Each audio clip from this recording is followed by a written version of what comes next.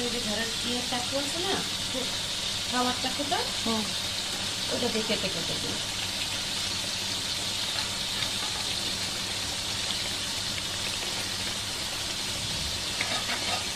আমি কিন্তু পরে আরো তেল দিয়েছি আপনি আরো তেল দিয়েছি বরফ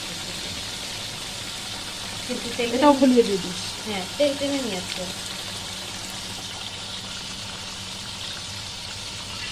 না, এটা মুছে দিয়ে দিই। এটার মধ্যে